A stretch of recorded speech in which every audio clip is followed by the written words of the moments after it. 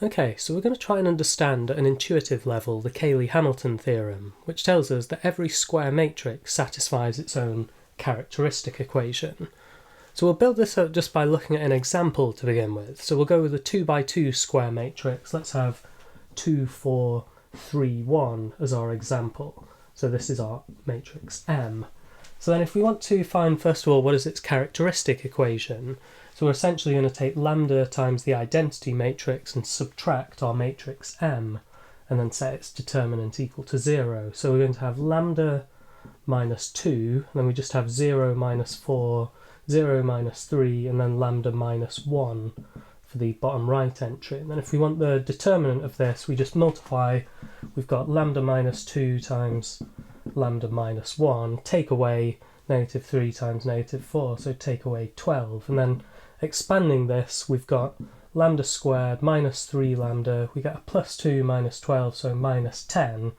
And then we want to set this equal to 0. So this is the characteristic equation then with the variable lambda for this 2 by 2 matrix. And we could also factorise this, so we could write this lambda minus 5 times lambda plus 2 equals 0. And the reason we might often do this is this then tells us what the eigenvalues are for this matrix. And this is why we often work with the characteristic equation. So you can see here we get one eigenvalue is lambda 1 is 5, and the other one here is lambda 2 is negative 2. So we've got the characteristic equation, and we're told that the matrix is going to satisfy this, but we'll just go a little bit deeper into what the characteristic equation gives us. It gives us these eigenvalues, which are particularly interesting because then once we've got eigenvalues we can find eigenvectors for our matrix. So let's start with this lambda 1. So what does it mean for this lambda 1 value to be an eigenvalue? Well, this means that then if we've got our matrix times some other vector v1, and this is equal to lambda 1 times v1, then this is saying that this v1 vector is an eigenvector with eigenvalue lambda 1, and similarly we have m times v2 is lambda 2 times v2 in order for lambda 2 to be an eigenvalue. So this is saying that there's some vector v2, an eigenvector, where you apply the matrix to this and you get a scalar multiple of that original vector. So this is why we often work with the characteristic polynomial. It helps us find the eigenvalues and hence the eigenvectors here. So working with lambda 1 is 5, we'd get our eigenvector here would be 4, 3 if you're interested, and our eigenvector for the negative 2 would be 1, negative 1, or any linear multiple, any scalar multiple of either of those would also work as an eigenvector for this matrix. So now at this point we've got the characteristic equation, and we're told that the Cayley Hamilton theorem is telling us that our matrix is going to satisfy this. So you could just verify, if you're interested, that m squared minus 3 times m. Then here we've got minus this constant 10. We can't take away 10 from a matrix, so we would take away 10 times the identity matrix, and then this would need to be equal to 0. So this is what the Cayley Hamilton theorem is telling us now, that this matrix is going to satisfy its own characteristic polynomial. But I think at this point there's absolutely no intuition for why it should satisfy this, and we're going to try and get some understanding, some intuition for why our matrix should satisfy this polynomial by actually looking at the link with eigenvectors and eigenvalues from the characteristic polynomial. So now here it's really important to notice that our two eigenvectors are what we call linearly independent, so they're not both going in the same direction. And if they go in different directions, this is really useful because then we can use these to actually form any vector in 2D that we like as some linear combination of these two. They form what you call a basis. So I'll just very quickly show you how this works, not in the most rigorous way, but let's imagine you have some vector xy, some 2D vector. We can split this vector up into x times the 1, 0 vector plus y times the 0, 1 vector. So then you can take any vector and express it in terms of some linear combination of these two vectors. But then we could also express 1, 0 as some linear combination of our two eigenvectors, and similarly for 0, 1 as some linear combination of our eigenvectors. So you could do this a bit more formally using matrices or solve some simultaneous equations, but effectively we can write 1, 0 by taking 1/7 times our 4, 3 eigenvector plus 3/7 of our next eigenvector, the 1, -1. You can check this is going to give us 1, 0. And similarly, we can do 1/7 times 4, 3, but then we take away 4/7 of 1, -1. You can check this is going to give us 0, 1. So now if you want to take any 2D vector, you can first of all split it up like this into x times 1, 0, y times 0, 1. Then you can also express this as linear combinations of our two eigenvectors by breaking up our 1, 0 and our 0, 1 into sums of our eigenvectors. So this is going to be a really useful piece of information now, and especially when we think about what the definition of an eigenvector actually is. Let's just write this out. We've got our matrix applied to an eigenvector is equal to the eigenvalue times that eigenvector, and similarly you'd have for v2 and lambda2.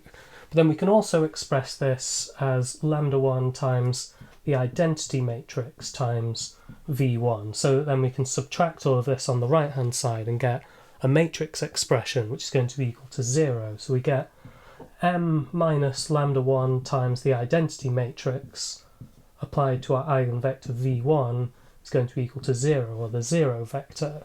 So this is a really useful piece of information now, and especially when we take our equation that's supposed to hold true when applied to the matrix M, we can actually factorise this expression in two different ways. So we'll first of all factorise this as, let's write it as m minus 5 times I times m plus 2 times I. Then this is supposed to be equal to 0. Or we could factorise it the other way around, m plus 2i times m minus 5i. So just replacing the order there, it doesn't really make a difference in this case. So here we've got these two expressions which are supposed to be equal to 0. And you can see if you have m plus 2 times I, well, if we were to apply this, where our eigenvector is the 2, if we were to apply this to our v2, or to our 1, -1, we're just going to get 0. And similarly, where we have m minus 5i, if we apply this to our v1, because this is just m minus lambda 1i, so if we apply this to our 4, 3, we're also just going to get 0, or these should both be the 0 vector. So this is really useful now, because we can say that this matrix expression applied to 1 minus 1 just gives us 0, and the same matrix expression applied to 4, 3 also gives us 0.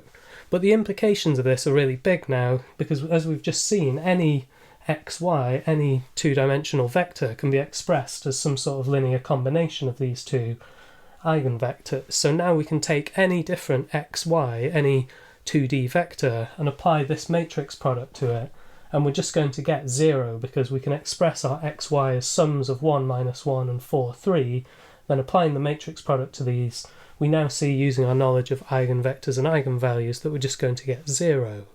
So I think this is quite a nice convincing way of seeing that then this, when we expand m squared minus 3m minus 10i, the only way for this applied to every single vector xy to give us just 0 is that this is actually equal to the 0 matrix. So this is quite a nice way of seeing why the Cayley Hamilton theorem holds, at least in the case where our matrix M has two linearly independent eigenvectors, because this matrix applied to any vector is just going to give us 0. So the only way for that to be satisfied or to be possible is that this whole matrix expression here has to actually just be the 0 matrix. But now what about matrices like this one, which don't actually have any real eigenvalues or eigenvectors? Because the Cayley Hamilton theorem still applies to every square matrix, so it should include this one. So let's try and extend our intuition to include this.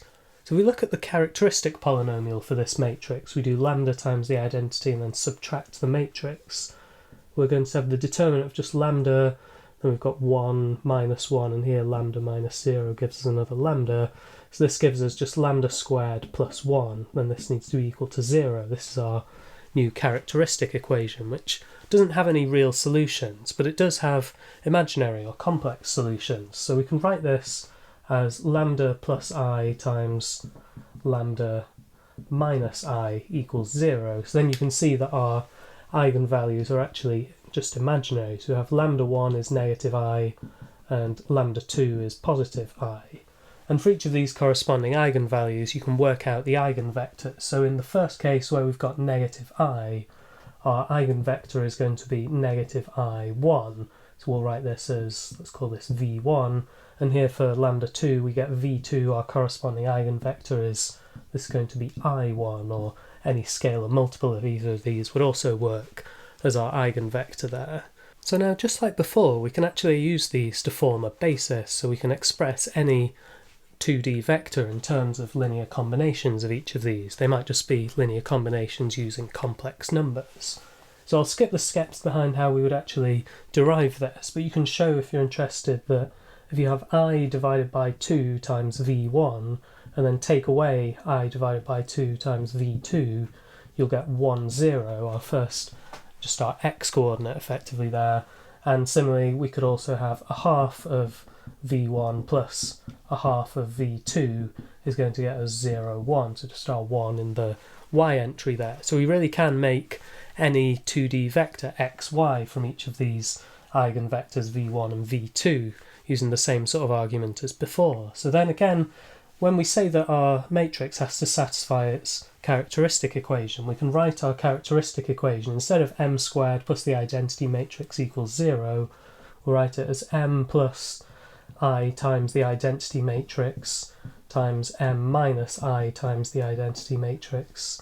This is supposed to be equal to 0, and if we write it the other way round as well, m minus I times the identity matrix and m plus I times the identity matrix, you can then see really easily from the definition of V1 and V2, this minus I1 and this I1 being eigenvectors, that when we do m minus I times the identity matrix, this is effectively saying that then when we apply this to V2, we're always going to get 0, just from the definition of V2 being a eigenvector with eigenvalue I. And similarly, when we apply m plus I times the identity matrix to V1, we're just going to get 0 as well. So we get the 0 vector whenever we apply this to V1 or to V2, but then we can also express any matrix xy as some sort of linear combination of V1 and V2 just by splitting up like we've done here to get our 1, 0 and our 0, 1. So then this is saying that when we apply this matrix product to any vector xy, we're always going to get the 0 vector. So again, this is a nice convincing way of seeing that this matrix expression has to be the 0 matrix. That's the only possible way of having a matrix where if you multiply it by any vector, you're always just going to get the 0 vector. And now we just have one more case to consider so that we can cover all the different cases of 2 by 2 square matrices. And this is the case where we have a repeated eigenvalue. So let's imagine the characteristic equation looks something like this. We have lambda minus lambda 1 all squared equals 0. So here we have an eigenvalue of lambda 1, but the other eigenvalue is also lambda 1. We have a repeated eigenvalue here. And then the implication of this for the matrix, the Cayley Hamilton theorem would tell us that m minus lambda 1 times I all squared needs to be equal to 0. And just like before, we can find an eigenvector v1 for this eigenvalue of lambda 1, and then this will satisfy m minus lambda 1I all multiplied by v1 should give us the 0 vector. So any scalar multiple of this eigenvector v1, when we apply this matrix or this matrix all squared to it, we will get the 0 vector. But that's not enough to convince us that this matrix expression all squared is the 0 matrix, because this doesn't work for all vectors that you put as your input here. So when we multiply this by a different vector that isn't parallel to our v1, we aren't necessarily going to get 0. And actually that would be a problem if we did, because if we had m minus lambda 1I times v2 gave us the 0 vector where v2 wasn't parallel to v1, then we'd have two different non-parallel eigenvectors for the same eigenvalue. But what we can look for instead is a vector v2, so that when we apply this matrix squared to this, we'll get the 0 vector as our answer. And there's quite a nice way of doing this, which is to look for a vector v2 where when we apply m minus lambda 1I to it, we get back to a multiple of v1, our original actual eigenvalue. So let's write this out. We're looking for a v2 so that m minus lambda 1I times v2 just gives us some multiple of v1, so we could call this k times v1. So then this means that when we apply m minus lambda 1I all squared to v2, we have m minus lambda 1I times a multiple of v1, so we've got m minus lambda 1I times k times v1, but the whole point of this v1 being an eigenvector with eigenvalue lambda 1 is that when we apply this to v1 we're just going to get 0, so this is indeed equal to the 0 matrix.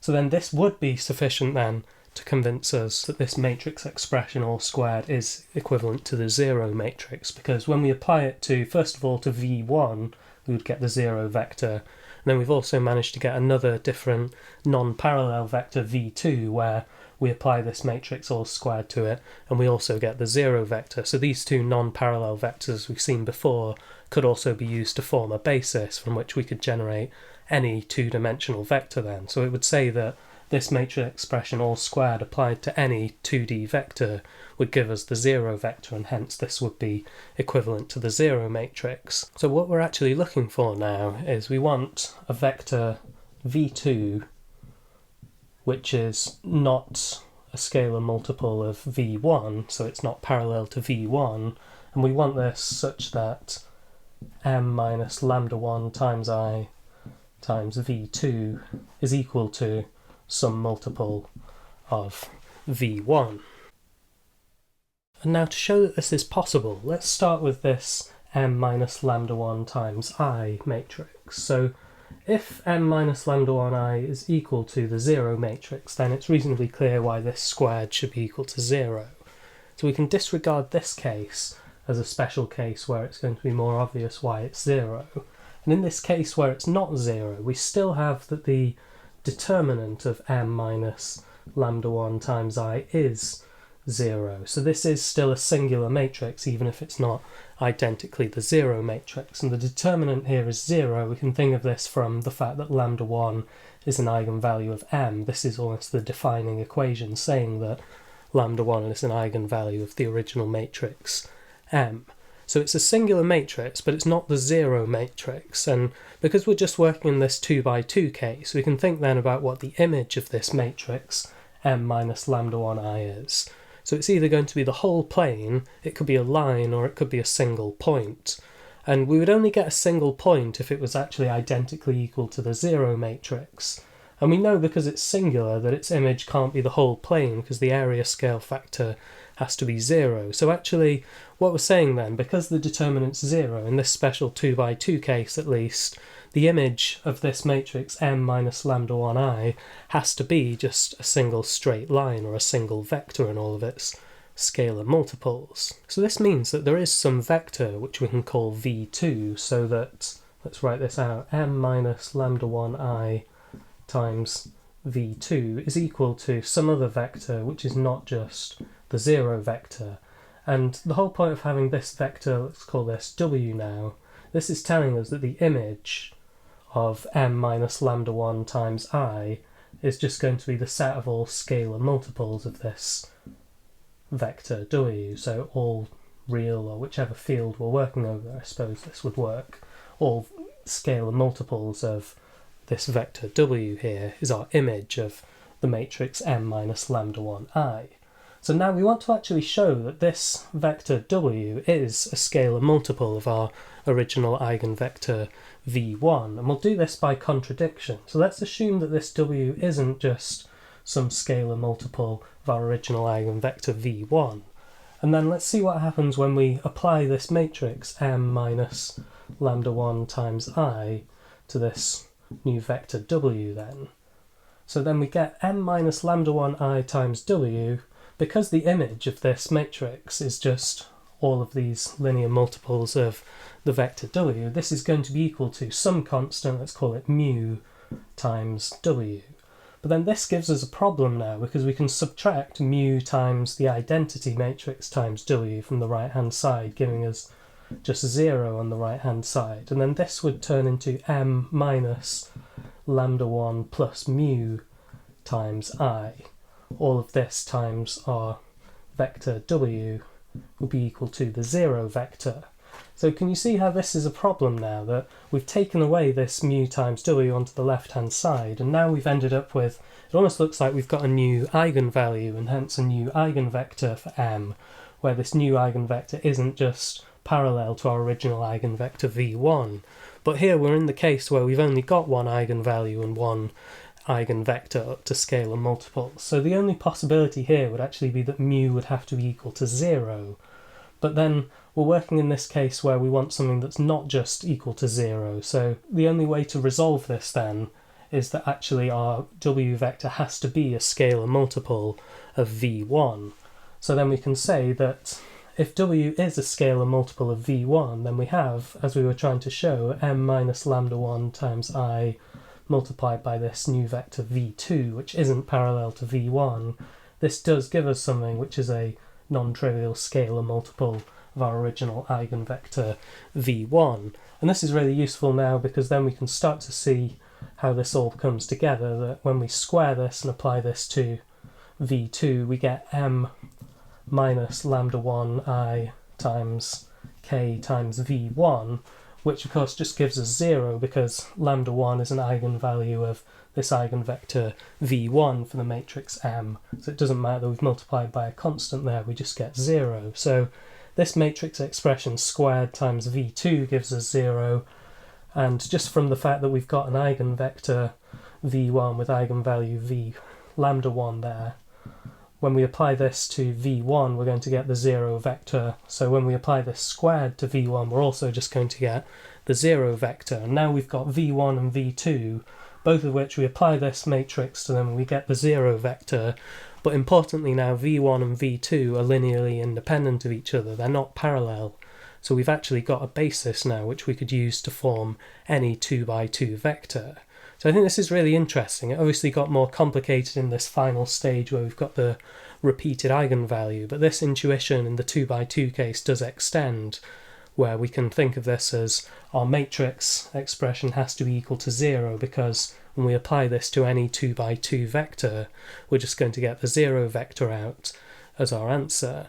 So now you could have a think about how you could do this in the 3x3 case or extend this intuition up further. So perhaps if you have repeated roots of order higher than 2, it could become even more interesting to look at some of these special cases like we've just done here.